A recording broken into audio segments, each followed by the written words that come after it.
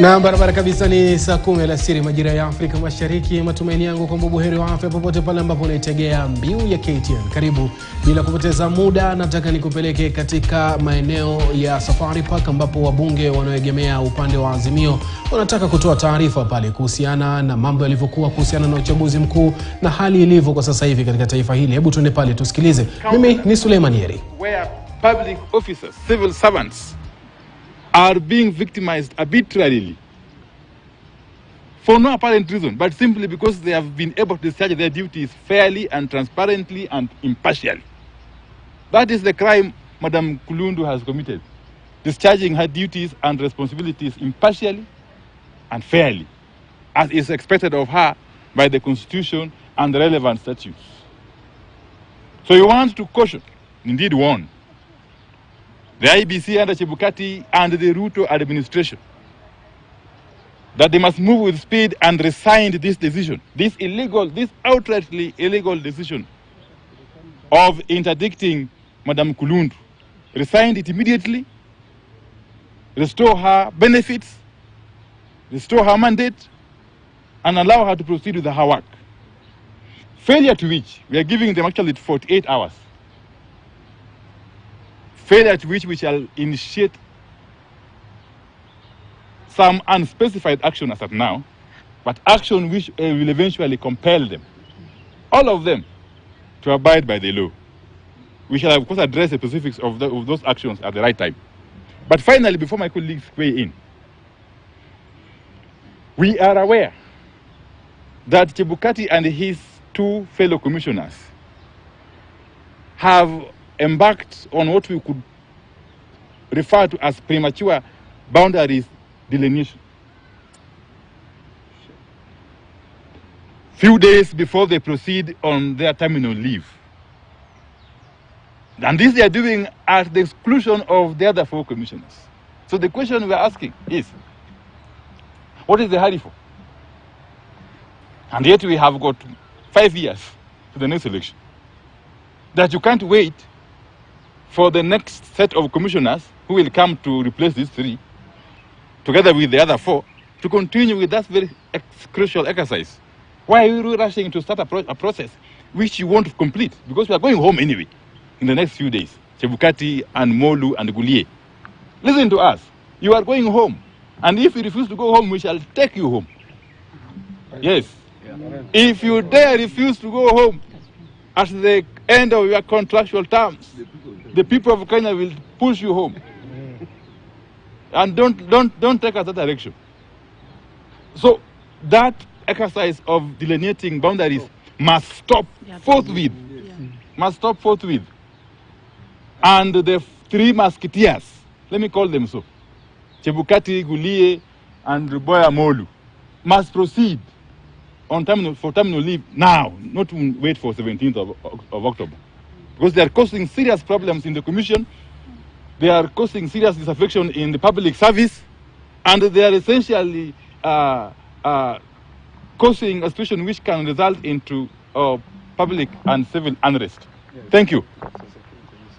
Yeah, who is next? Who's speaking next? Yes. First of all, I'd like to say that, you know, Chebukati has to note, and the IBC and the Supreme Court, that even though we accepted the ruling and the results, eventually, that doesn't mean that we agreed with everything that they did. And right now, this country has a lot of work that needs to be done. And for us to do that work, we need to stop the witch hunt. We need to strengthen our institutions, not weaken them. And at the end of the day, we as Azimio family, we stood firmly and said we'll abide by the rule of law. And we have been told and convinced, and the public has to watch this, we've been told a number of times by the president himself, as well as the deputy president, that they are not going to be, they're going to be different, you know. They said they're going to be different. They're not going to be witch hunting. They're not going to be breaking the law. So this in itself is the start of not doing what you promised to do. And for us as Azimio, we're saying that this country, the people of this country need to be served. And one thing I want to tell Chebukati and the IEBC team, that you have to understand that the 8 million Kenyans who did not vote, the reason they did not vote is because they don't feel that the institution, they have no confidence that the institution, IEBC, can deliver free, fair and credible elections. So they decided, let us not vote. And this country needs to redeem that. And we're not going to do that by creating confusion within the institution. Let the people serve. Let us learn from whatever has happened there. Let us ensure that we build the institution to a stronger institution that Kenyans can have confidence to come out and vote. 8 million people did not vote.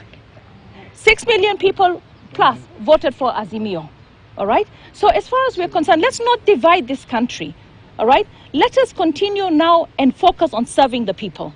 We have a lot of work to be done. Kenyans want to be served. They don't want sideshows. This is a sideshow and an attempt to not follow the rule of law, which the president has assured all Kenyans, including us as the Azimio people, that he is going to be a man that follows the rule of law. And it has not been followed. So we're very disappointed. Okay.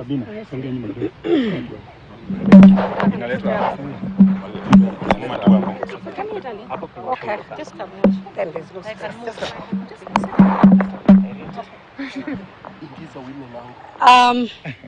You know, I'm nominated in Parliament to represent women, and so...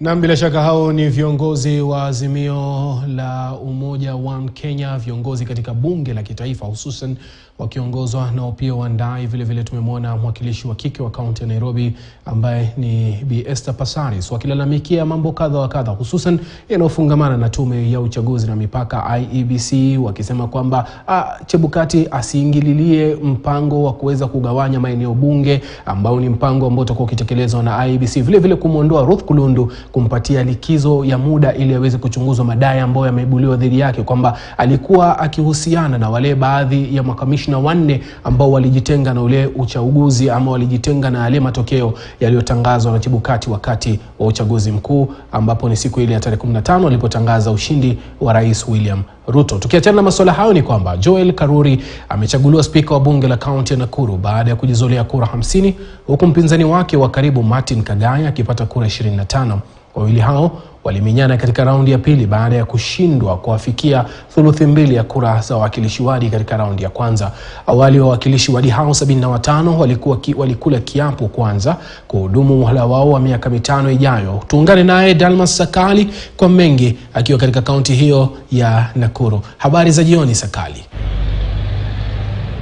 Na salama, shukran Yeri. Bila shaka ulivyosema nipo katika majengo ya bunge katika kaunti ya Nakuru, na muhimu nione fahari majengo haya, majengo ambayo ni mapya kabisa.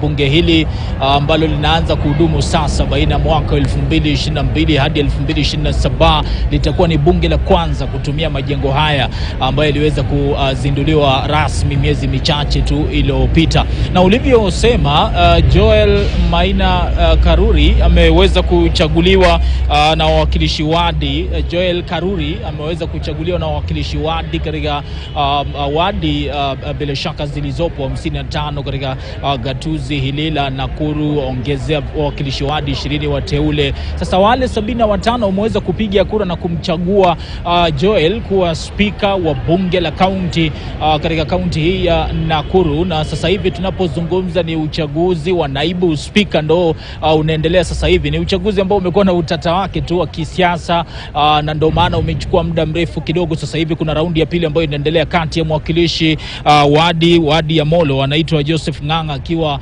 anakabiliana na mwenzake Tanui, japo naarifiwa vile vile kwamba Tanui alijiondoa kabla ya raundi hii ya pili, na bila shaka tutakuwa nafuatilia hali kuweza kujua hali itakuwa inaendelea vipi. Niruhusu nizungumze na nina mwakilishi wadi mmoja hapa ambaye labda nitazungumza naye anaambia shughuli nzima imekuaje na labda tutarajie nini katika bunge hili la tatu tangu ugatuzi uidhinishwe nchini Kenya, bila shaka baada ya katiba ile iliyoweza kuidhinisha mwaka 2010. Labda tuanze kwa majina na kisha tueleze mchakato mzima wa kuchagua spika sasa hivi, naibu spika umekuaje kwa ufupi?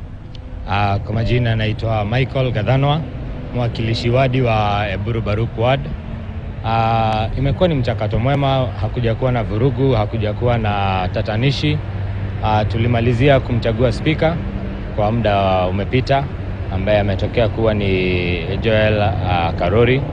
Kwa sasa hivi tunaendelea na katika kuzihesabu kura zile za deputy speaker, ambaye kwa raundi ya kwanza aliyeongoza ilikuwa ni Ngware.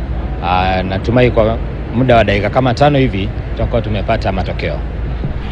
Najua umechaguliwa kwa mara ya kwanza, sio? Na labda matarajio yako ni gani katika bunge hili la kaunti hapa Nakuru? Unaweza ukawaambiaje wakazi wa kaunti ya Nakuru?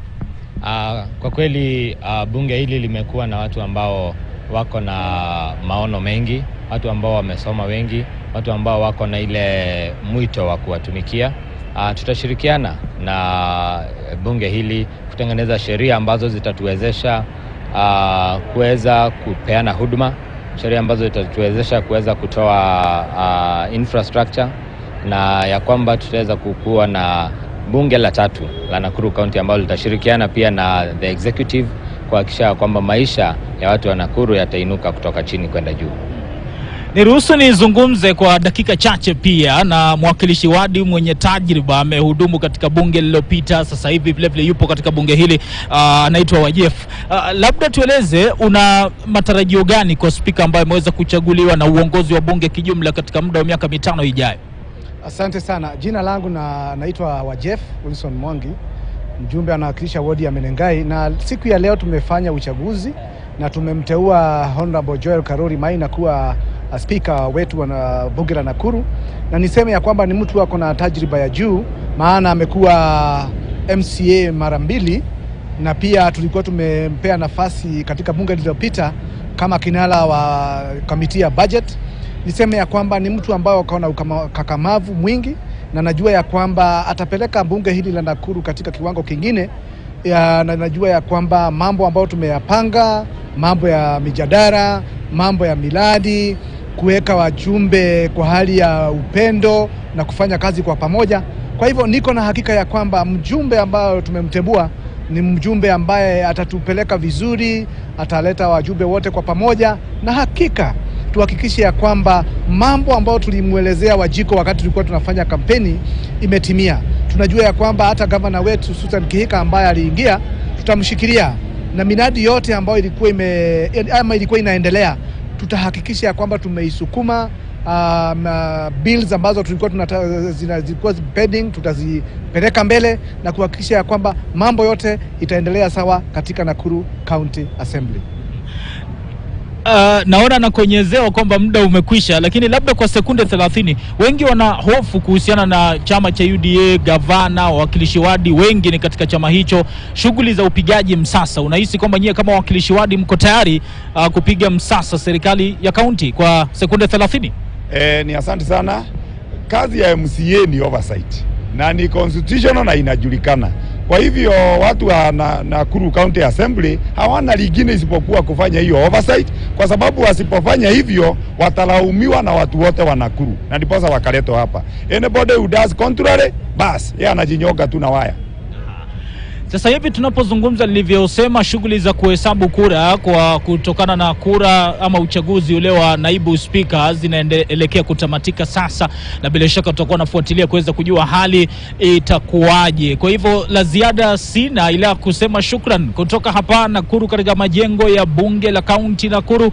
Naomba nirejee upande wa pili studioni kwako Yeri. Shukran sana Dalmas Sakali ambaye amezungumza na baadhi ya wawakilishi wadi pale katika kaunti ya Nakuru. Tuelekea Wajia ambako ndiye Abdile ndiye spika wa 3 wa bunge la kaunti ya Wajia baada ya kuchaguliwa na wawakilishi wadi 42 kuwa spika wa bunge, huku mpinzani wake Idris Abdi akipata kura 3.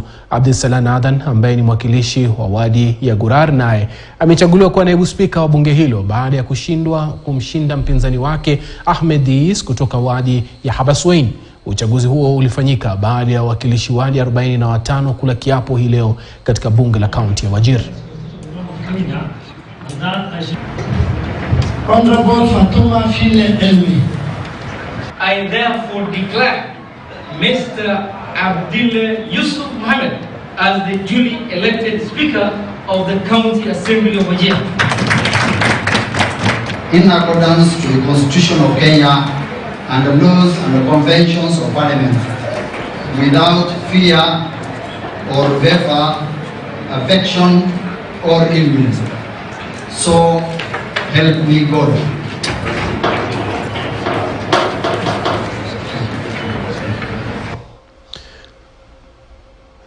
Na mafunzo ya wabunge wa bunge la taifa yameingia siku ya 4 leo hapa Nairobi. Wabunge hao wakielimishwa kuhusu utendakazi wao. Kwa sasa wabunge wa bunge la taifa wamezungumzia swala la kupunguzwa kwa marupurupu yao, wakidai tume ya kuratibu mishahara na marupurupu SRC inafaa kurejesha marupurupu yao haya. Mkutano huo ni wa faragha. Kwa sasa tunajiunga na mwanahabari wetu Emmanuel To kwa taarifa zaidi.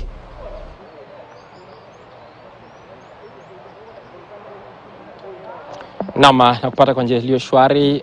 Yeri, niko katika hoteli hii ya Safari Park. Tumekuwa tukipiga kambi hapa kukupa taarifa kamili. Kwa sasa mkutano huo kuhusiana na swala la SRC ama ile tume ya kuratibu mishahara na marupurupu inaendelea kwa faraga. Wanahabari hawaruhusiwi kule, lakini nimemwona mwenyekiti wa tume ya SRC Lynn Mengicha akifika pale kutoa taarifa yake, na pia nimemwona spika wa bunge la taifa ambaye ni Moses Wetangula pia akihusika kwenye mkutano huo. Kumbuka kwamba wabunge walisema kwamba hawatakubali mishahara yao kukatwa wala marupurupu yale ambayo walikuwa wanapata kuondolewa. Kwa hivyo ni mkutano ambao unaendelea, tutakuwa tunapata majibu mbivu na mbichi baadaye kuhusiana na swala hilo. Lakini pia tumekuwa tuna taarifa fupi dakika chache zilizopita kutoka kwa wabunge wa Azimio la Umoja wa Kenya wakimtetea yule naibu afisa mkuu mtendaji wa tume ya uchaguzi na mipaka IBC Ruth Kulundu, wakisema kwamba anafaa kurejeshwa ofisini mara moja baada ya kupatikana na makosa ya kushirikiana na wale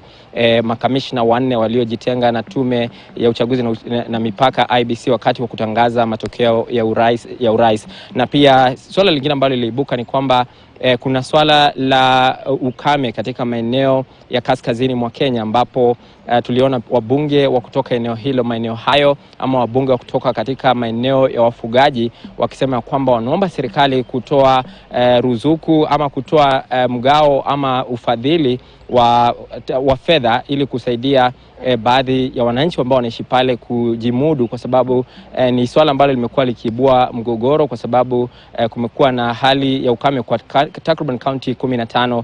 Na tulimwona kiongozi wa kundi hilo Aden Duale akizungumza, na alikuwa na haya kusema kuhusiana na hayo.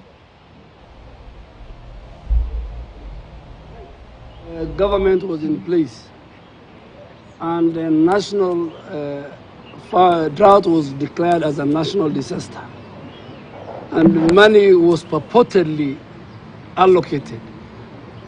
But now we are talking to the 8-year-old government that we need urgent measures in terms of livestock offtake. Our animals are dying. In terms of water provision and upscaling of the boreholes now, which are under pressure because of the larger animals and people, food distribution, and above all the cash transfers. So we ask the National Treasury, because still the National Treasury is working, and the Ministry for Special Programs, Gender and Youth, that they must take this very, very seriously. And we want to thank the state for highlighting the last 2 weeks the matter, what is happening in the north. So as much as fertilizer is good because it's going to increase food production during the advent of the short rains, we expect an urging government, other international organizations and international governments to come together. Kenya Red Cross, which has done very good job in our region, to take this matter very seriously. Secondly, we want to ask our people that there are some counties which are a bit better than others, that please let's share the little resources, the water, the pasture. Let our problem not again perpetuate into more insecurity. So we are asking counties that are better than others, please accommodate the few livestock or pastoralists who will cross into your county. Na swala hilo la ukame tutalizamia zaidi katika jukwaa kuanzia mwendo saa 12 hadi saa 1. Tukisonga mbele ni kwamba kwengineko, spika mpya wa kaunti ya Kilifi Teddy Mwambire ameahidi kulinda ugatuzi ili kuinua hali ya maisha ya wakazi wa Kilifi. Akizungumza baada ya kupokezwa vifaa vya mamlaka na spika anayeondoka Jimmy Kahindi, amesema atafanya kazi kwa ukaribu na gavana Gideon Mung'aro kwa manufaa ya wananchi.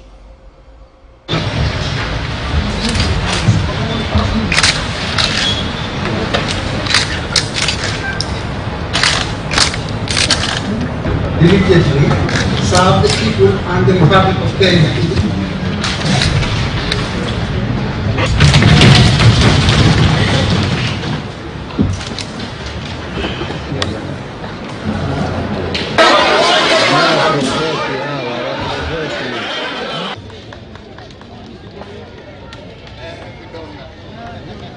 Kuna issues nyingi, kuna vitu mingi vilipitishwa na wale wanaondoka, hazijaanza kufanya kazi. Tutaangalia hizo, tutaangalia pia masuala ya bajeti, kwa sababu kama mnavyojua sasa siku zimeenda, mwaka umeanza mpya na siku zimeenda nyingi, kwa hivyo lazima pia tuangalie masuala ya bajeti na mengine ili tuweze kuanza kazi na kutimiza yale ambayo tuliahidi wananchi. Jukumu la kwanza ni kuhakikisha kwamba zinatekelezwa wakati ule sasa bunge litaanza kufanya mikakati yake. Nina furaha kubwa na nimefanya kazi hapa, ninaondoka nikiwa na furaha kwa sababu watu walikuwa wanafikiria Kahindi atakuwa kinyang'anyiro, lakini wazungu walisema a good dancer knows when to leave the stage. Tunahakikisha kwamba ugatuzi unafanya kazi kikamilifu. Nafikiri ndani ya miaka 10 hamjaona hata wale wanaitwa village administrators ndani ya gatuzi la Kilifi. Huu ni wakati ambao nitakuwa karibu sana gavana, tuhakikisha kwamba tunaweka msingi mpaka chini kabisa. Na tuangalie kwamba ukusanyaji ushuru wa Kilifi unakuwa mzuri. Tunapata pesa nyingi ambazo zitaweza kutoa huduma mbalimbali kwa wakazi wa Kilifi. Kwa hivyo jukumu letu kama bunge, tutahakikisha kwamba si kwa wanakaa tu kuangalia wale ambao wako kule katika serikali ama wale executive. Tunataka tusaidiane, tuone kwamba mengi yanafanyika ndani ya Kilifi, kwa sababu bunge likifanya kazi vizuri, hata kule executive atakuwa anafanya kazi vizuri. Na atakayefaidika ni mkazi wa Kilifi, na mkazi wa Kilifi si mwingine, ni sisi ambao tuko hapa. Kila laheri katika wadhifa huo Teddy Mwambire. Tukisonga mbele na tukisalia katika uzi huo wa masuala ya uspika, Mutemi Muremi ndiye spika wa 4 wa bunge la kaunti ya Kirinyaga baada ya kujizolea kura 31. Wabunge wa wadi katika bunge hilo vile tayari wameapishwa. Tupate picha za namna shughuli hiyo ilivyoendeshwa.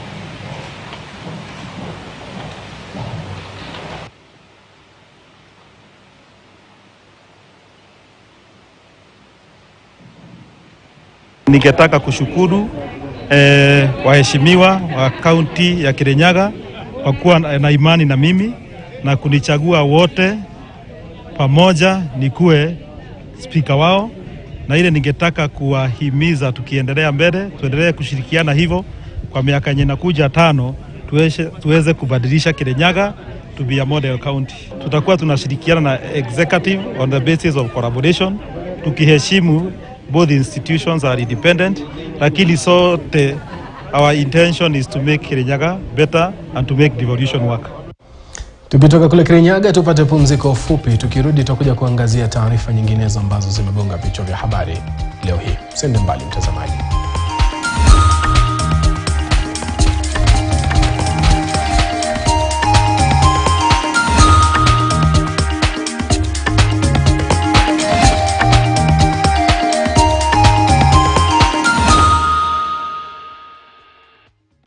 is celebrating its 10th anniversary and is offering 1,000 scholarships to study online for an MBA degree at one of its UK partner universities. Earn a life-changing MBA degree from the Liverpool John Moores University, the University of East London or the University of Suffolk. Get ready to make a difference. Take the first step towards a world-class education. Call us now on 0714 655 897.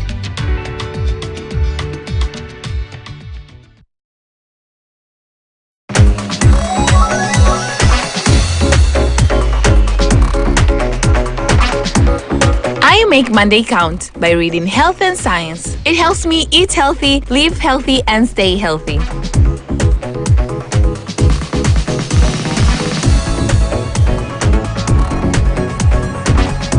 Setting the standard every day of the week. The Standard, Kenya's bold newspaper.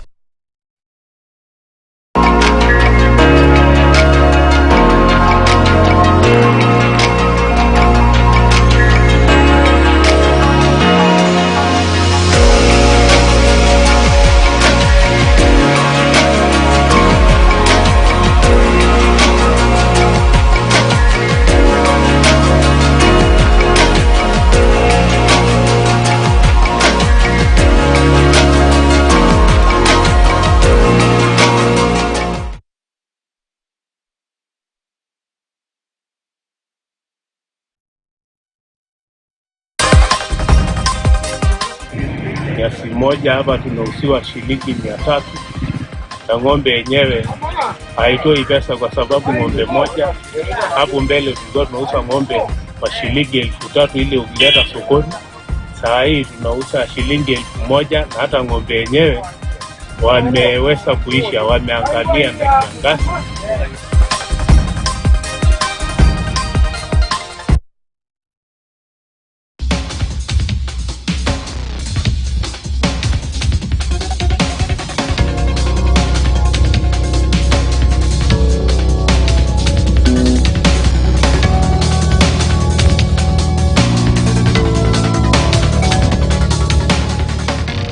Are you a holder of unclaimed financial assets? Take advantage of the Finance Act 2022 moratorium on penalties and interests. Surrender any unclaimed financial assets in your possession today. Unclaimed Financial Assets Authority. Receive, safeguard. This is KTN News.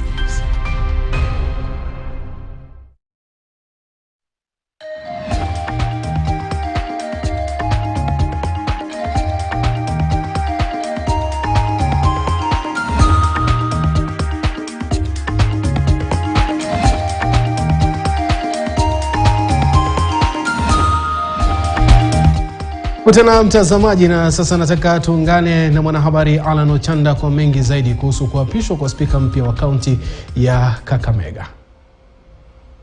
Hatimaye mabunge ya kaunti kote nchini yamo mbioni kuweka misingi mihimili ambapo safari yao ya miaka 5 ya kuweza kuwahudumia raia katika kaunti zao sasa imbioni, na hivi hapa katika kaunti ya Kakamega tayari wale ambao ni wawakilishi wadi wapatao 89, kwa sababu wote huwa 90, lakini kuna eneo la wadi ambalo hapa kufanyika uchaguzi kutokana na kuwa yule ambaye alikuwa mwaniaji wa tiketi ya ANC aliweza kuaga dunia na uchaguzi kuweza kuahirishwa. Lakini hii leo wale ambao ni 89 wameweza tu kuapishwa wote wakila kiapo na baadaye kuendelea na kuweza kumchagua spika wao. Na hivyo spika wa bunge la kaunti ya Kakamega ni wakili James Namati ambaye tumeweza kuzungumza naye baada tu ya kuweza kuapishwa pale. Akala kiapo katika hotuba yake ya kukubali kuweza kuchukua mikoba kutoka kwa mtangulizi wake Morris Buluma, mwenyewe akisema kwamba lile ambalo atakuwa akilipatia kipaumbele ni kuweza kuhakikisha kwamba lile jumba la kuweza kufanyia mikutano na vile vikao vya kaunti ya Kakamega atakuwa akilijenga la kisasa, kwa sababu lile la sasa linaonekana kana kwamba limeweza kupitwa na wakati, haliwezi pengine likawa setiri wale wawakilishi wadi, na pia kuweza kuhakikisha kwamba mwenyewe akisema kwamba atakuwa akisukuma ile agenda ya kuweza kuhakikisha kwamba pengine si bunge la kaunti ya Kakamega tu, ila mabunge yote kote nchini yanaweza kuwafikia uhuru wa kifedha ili kuweza kusukuma agenda zake na kuweza kuwahudumia wakazi wa kaunti zao. Na hivi ndivyo alivyoweza kuzungumza nasi. We need to have a good working relationship with the executive for us to realize any development. The work of the assembly is to ensure that the agenda of the executive is actually reached, so that the executive is able to perform and it continues being top. Kakamega County is at the top of in terms of representation and in terms of development. And that is because there has been a good working relationship between the assembly and the executive. This museum that you are seeing here, we are going to have it demolished and a new ultra-modern facility will be put here, comparable to only parliament in this country.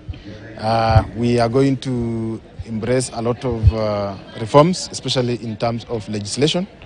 We are going to have a full-fledged department in bill drafting, which will assist members so that they are able to present bills from the assembly, as opposed to having bills which are from the executive.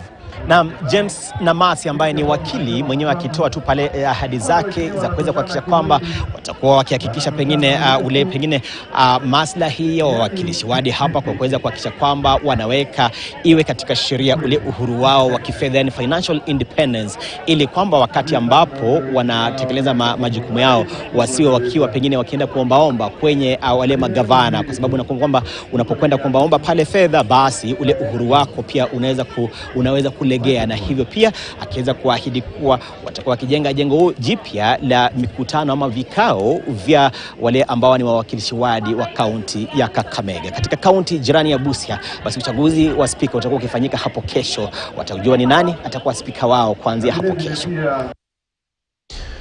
Na malumbano yalishuhudiwa Jumatano asubuhi katika majengo ya bunge la kaunti ya Pokot Magharibi wakati wa kuapishwa kwa wawakilishi wadi wapya ambao wananchi walimfurusha mwakilishi wadi maalum Ahmed Desi Isaac Ali. Mwakilishi wadi maalum aliyeteuliwa kupitia chama cha UDA alizuiliwa kuingia bungeni na wananchi waliodai kuwa hakustahili kuteuliwa kwa kigezo cha kutoka jamii iliyo ya wachache eneo hilo.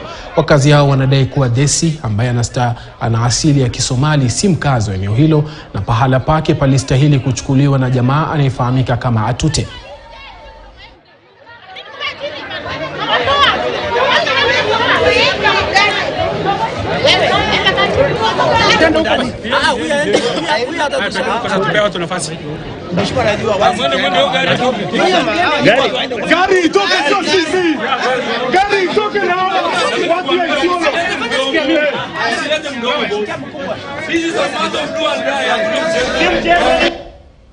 Tukisalia katika eneo hilo la Pokot Magharibi, watu walio na ulemavu katika kaunti ya West Pokot wameandamana wakidai kubaguliwa na vyama vya kisiasa kwenye orodha ya wawakilishi wadi maalum katika bunge hilo.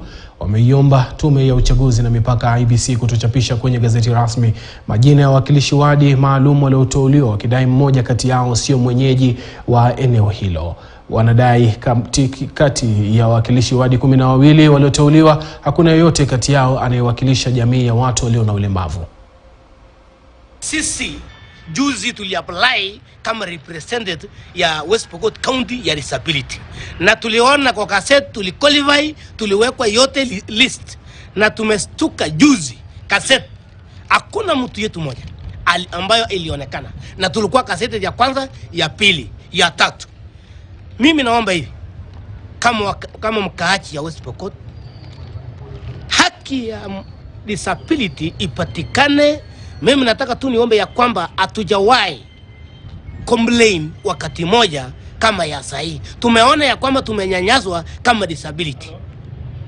One, tunaomba president ama tunaomba viongozi yote ya UDA. Kama hii chama yoyote, kama chama ya KUP, kama angepatikana ya disability atungecomplain. Kama chama cha KANU angetoa disability atungecomplain.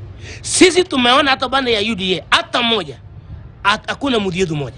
Tunaomba hivi, tunaomba Chebukati na hakuna mtu tunalaumu. Kina yetu moja, mtu moja, tafadhali ionekane kwa assembly a represent disability. Tunaomba sana gavana wetu, tunaomba sana serikali ya Kenya kuangalia West Pokot hawajafanya haki yetu kama watu wa people with disability. Hatujaona vile tumeona tumekosa kwa county assembly. Sasa katika ile sheria 30% ya watu wa people with disability kuandikwa, wataangaliliwa kweli kama tunakosa kwa county assembly. Hiyo imetuweka question, na ndio tumesema ya kwamba wacha tujitetee. Na wakazi wa kaunti ya Busia mpakani mwa Kenya na Uganda wameziomba serikali za mataifa haya mawili kuweka mikakati ya dharura kuzuia ueneaji wa virusi vya Ebola. Ni kufuatia kuthibitishwa kwa kisa kimoja magharibi mwa Uganda. Wasiwasi wao ni kwamba endapo hatua za dharura hazitawekwa, huenda virusi hivyo vikaenea kadri watu wanavyoendelea kutangamana mpakani. Wanataka chanjo sawa na ile iliyotolewa kudhibiti makali ya corona kutolewa kukabili virusi vya Ebola.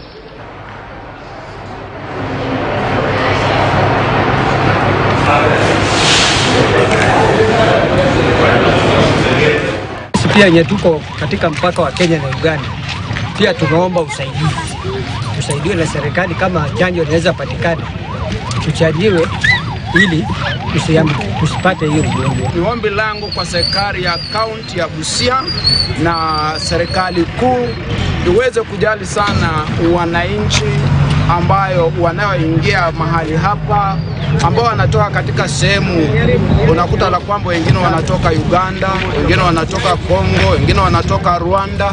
Kwa hivyo tunaomba la kwamba serikali ikaweze kuingilia kati, ikaweze kuwa kama inaweza kuwa na suluhu, ikaweze kuingilia kati na ikaweze kusaidia wananchi hapa Busia na hata nchi yote kwa jumla. Ningeliomba serikali kama ingelikuwa vizuri hii chanjo na wasitufungie mpaka vile vifunga wakati wa corona, lakini kwa hizi mpaka ambazo wanabodaboda wanatumia kama Kuteba pale Amura hapa Salama, kuwekwe na at least hao madaktari wa kupima, na hawa ndugu zetu Waganda ambao wanakuja Kenya wakati ya sokoni, moja kama siku ya Monday kama juzi na Thursday kesho, Waganda wengi wao wanakuja kuchukua nguo pale soko Posta, na wanakuja Dongosi pale Adupe, wanaweza tuletea Ebola hiyo, wapimwe kule, wakuje kama wana Ebola wawekewe alama.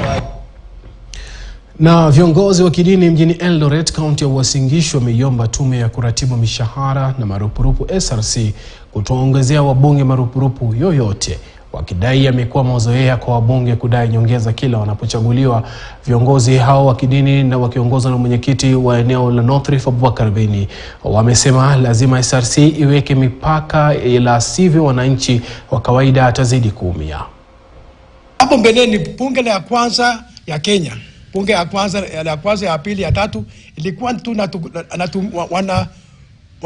wanatoshelesha marupurupu peke yake, haikuwa na mshahara, na walifanya kazi mzuri kuliko wabunge wa wasai. Walikuwa tu wanapokea tu kikao wa bunge, inalipwa inalipwa hapo, lakini wakati huu wanalipwa mshahara. Sasa Wanjiku wameajiri hao wakazi, tena wanarudi nyuma kwa Wanjiku tena, lete pesa nyingine ya kukaa chini ya kuketi marupurupu hiyo. Sasa Wanjiku nasema wabunge nimeajiri kazi, tena wanarudi nyuma kuhitaji pesa nyingine ya kuketi chini. Sasa Wanjiku anaumia, analalamika kusema hiyo pesa ya kuketi chini ya wabunge ndio mbekuwa nyingi ambayo wanaitisha, ambayo sio halali. Hata kikani Wanjiku amekataa hiyo. Serikali yenyewe imeingia ikiwa taaban kwa sababu uchumi umeharibika. Tumeona wabunge wakitaka kurudishiwa marupurupu yao na tume ya SRC. Hili tunawaambia hii tume ya kuratibu mishahara wakae ngangari, wasirudishe marupurupu ya kukaa kikao katika vikao wanapokaa ili walipe marupurupu. Mishahara yao iliyoratibiwa juu yao iliangaliwa kama inawatosha mahitaji yao. Katika mishahara ya wabunge yasemekana dunia mzima bunge la Kenya linaongoza kwa mishahara, hata kushinda wabunge wa Amerika na Uingereza.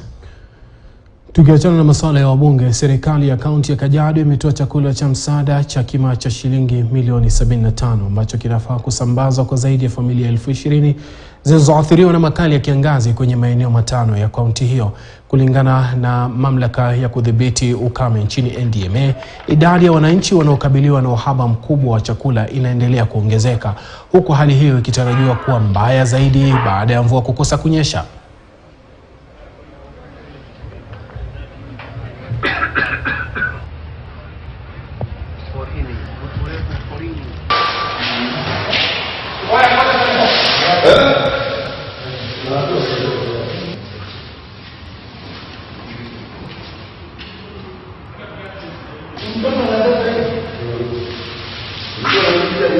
We have just dispatched as a first dispatch food worth 75 million to about 20,000 families, where each of our 5 sub-county will get 4,000 families as a little relief support from the county government, as a way of starting off our appeal for food for families and food for livestock, towards the ongoing drought, which is reaching an emergency level.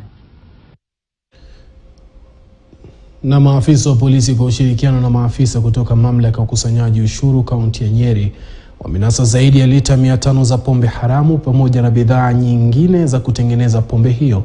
Pombe hiyo pamoja na bidhaa hizo zimepelekwa katika kituo cha polisi cha Narumoru, huku msako wa kuhusika wakuu katika biashara hiyo haramu ukiendelea. Tayari washukiwa wawili wametiwa mbaroni na wanashirikiana na polisi katika uchunguzi kabla ya kufikishwa mahakamani.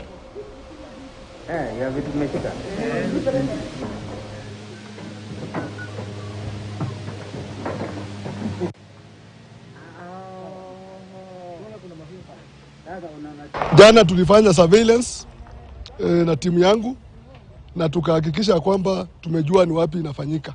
Na hii kazi haijaanza muda mrefu.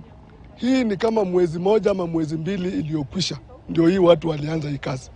Na leo tumefanya raid ya eneo mbili ambayo ni boma za watu ukiangalia kwa nje. Lakini kwa ndani utapata ya kwamba kuna biashara fiche ambayo ni haramu ambayo wanaifanya. Na kwa hivyo leo tumefanikiwa kunasa vitu mingi sana ambayo hata sisi hatukuwa tunafikiri inaweza kuwa inafanyika katika hiyo hizo nyumba.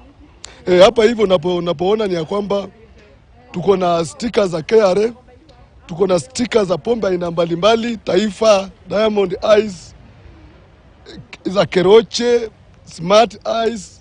Hiyo yote iko hapa hivi. Hata ile zingine zimeenda kwa soko ndio tunafuatilia, kwa sababu hata asubuhi gari moja iliponyoka asubuhi ambayo ilikuwa na pepa ambayo ni Probox.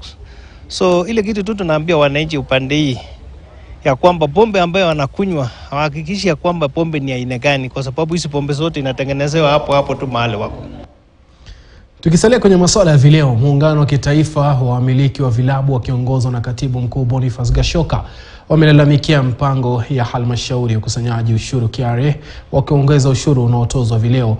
Viongozi wa muungano huo wanakutana mjini Eldoret kujadiliana kuhusu kuongezwa kwa ushuru kwenye bidhaa hizo na namna kutaathiri biashara zao.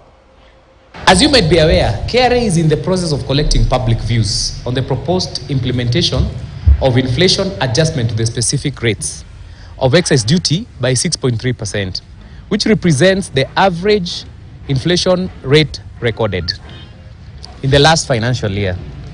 In the notice to the public, KRA seeks to increase the rate of excise duty by 6.3%, which represents the average inflation rate recorded in the previous year. Some of the products that are targeted for price increase include beer, bottled water, cider, fruit juices, berry, wines, and other fermented drinks.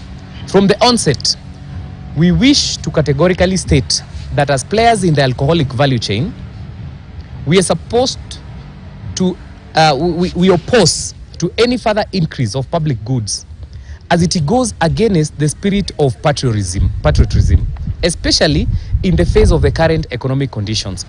Additionally, there is a need to give time investors in the bar and restaurant industry to recover from the effects of COVID. 2 years down the line, the industry is still struggling to get back. As a lobby group, our considered opinion is that this is a move in the wrong direction, because when the Finance Act 2022 was passed in July 2022, it contained an increase in the excise of beer and spirits by 10 and 20%. At the same time, KRA Commissioner General is required to adjust annually the specific rates of excise duty, taking into account the rate of inflation. We find this to be an excessive. Uchafuzi wa mazingira kutokana na uchafu kutupwa ovyo katika mji wa Mombasa unazidi kuwakera wakazi wa eneo hilo. Kama njia ya kutatua suala hilo, sasa yeyote atakayepatikana akitupa uchafu barabarani atatiwa mbaroni na hatua kuchukuliwa. Haya ni kwa mujibu wa gavana Abdulsamad Sharif Nasir ambaye alikuwa mgeni wa heshima katika hafla ya kuwapokeza vifaa zaidi wanaookota taka ili kuharakisha kazi zao.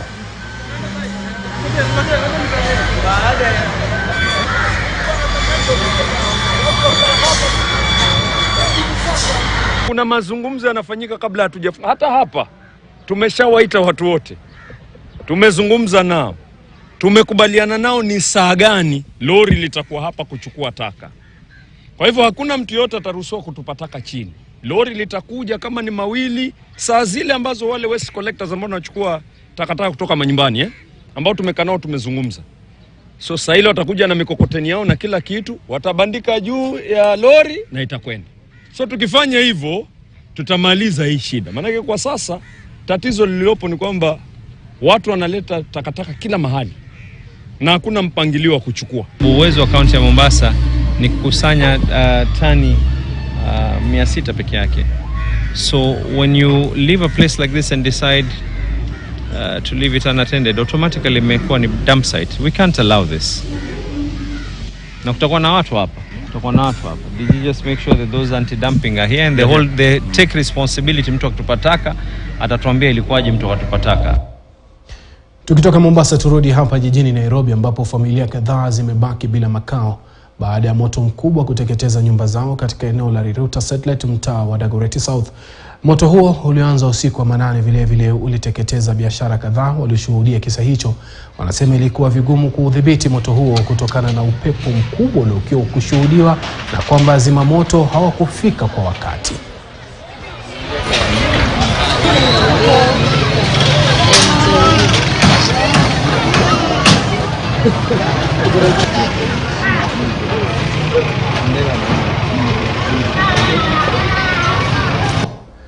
Pole kwa wale ambao walipoteza mali zao zote katika eneo hilo la Riruta. Na serikali imeshirikiana na wataalamu wa kimataifa kuboresha afya ya uzazi nchini katika mikakati ya kupunguza vifo vinavyotokana na uzazi.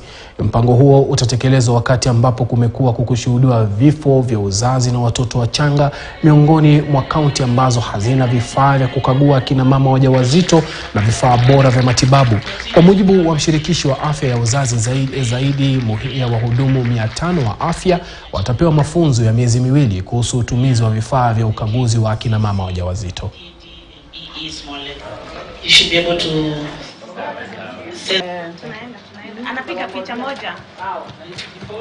The main purpose of the project is to equip and train 500 healthcare providers in level 3, 4 and 5 health facilities in the use of the basic obstetric ultrasound diagnostics. The 500 healthcare providers will be trained in a period of 10 weeks with cohort of 50 trainees per week. The project overall goal is to see improvement accessibility of antenatal, ultrasound and improved outcomes for neonates and mothers. This is by praising the handheld ultrasound devices in lower level facilities and speed the diagnosis of high risk conditions and improve the proportion of mothers that are going to meet the WHO recommendation goal, where all mothers should receive antenatal ultrasound prior to 24 weeks of gestation. Evidence indicates that majority of neonatal deaths occur immediately, and I've said this can be prevented. And one of the methods that can do this is access to diagnostic services, like the point of care ultrasound scanning. The other recent innovation, which everybody is aware of, fortunately it doesn't require much training, is blood oxygen saturation levels. Remember those days, taking arterial blood, sending it to the lab, waiting end on to be told what is the level of oxygen so that you can take an intervention.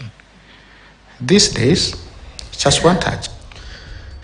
Na kwa kweli hiyo itakuwa ni hatua moja nzuri sana katika kuhakikisha kwamba afya ya uzazi inayoenda kulindwa na watoto wachanga pia wanaweza kulindwa. Kufikia hapo sina la ziada ila kutamatisha mbiu ya KTN Jumatano hii ya leo. Ni kwa heri, ubaki na wingi wa heri, lakini tukutane mwendo wa saa 12 kwenye jukwaa la KTN.